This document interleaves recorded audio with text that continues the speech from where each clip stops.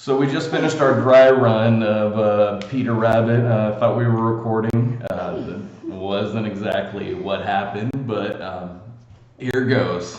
So Peter Rabbit's the traditional story of man versus animal.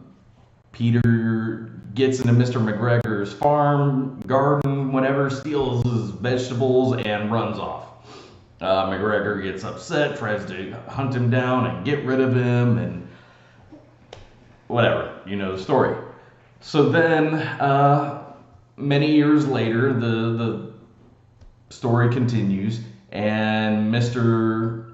McGregor passes on and gives all his land to his great nephew, something along those lines. And comes to find out he didn't even know him.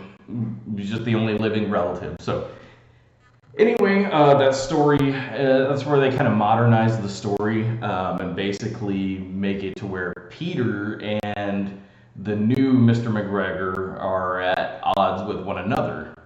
And it's not so much because Peter wants to take his garden over, but because Peter is there, period, and he wants to get rid of the house.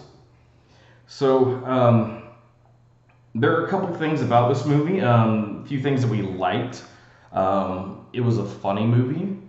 It was, the updated story was nice, not to just have, you know, an early 1900s Mr. McGregor and his sister Cottontail. She made that movie to me. She was an insane ninja bunny, essentially, right? A couple things I didn't like, I seem to be at odds here with her, is that they repeated those same jokes over and over. It was funny the first time, and it was funny the second time, but the third and fourth and fifth time they did the same joke. It was just irritating. As anything goes in life, that would irritate anybody. Except kids, because they can watch the same movie over and over and over and over and over again for months on end, and not get tired of the same movie. Frozen. And the other thing I didn't really like was the music.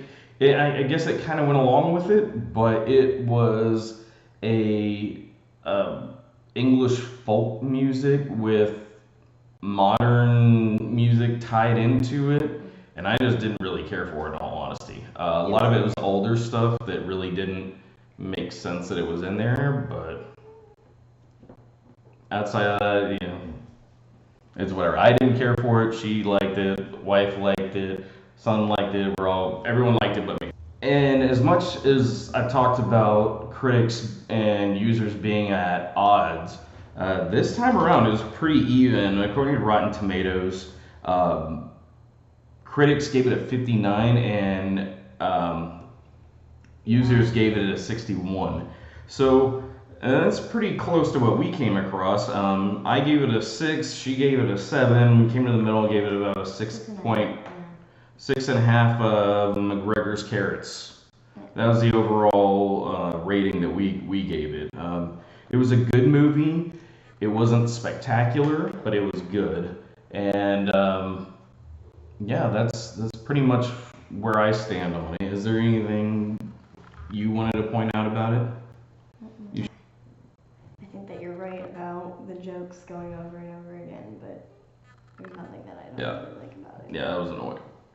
That's really it. The only thing is, I know this is a little bit after the movie had come out, but there's some controversy as to the food bullying that made itself present in the movie. And in all honesty, this is a movie about talking animals that are stealing vegetables from a farmer. That's it. There's no them trying to murder him. They really just didn't know that his allergy would have gone that far. I have allergies, but if someone made a joke about making someone smell flowers, I wouldn't get all up in arms. So again, talking animals.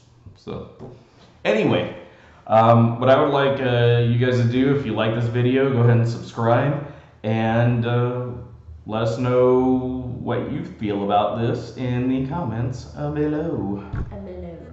Bye. Later.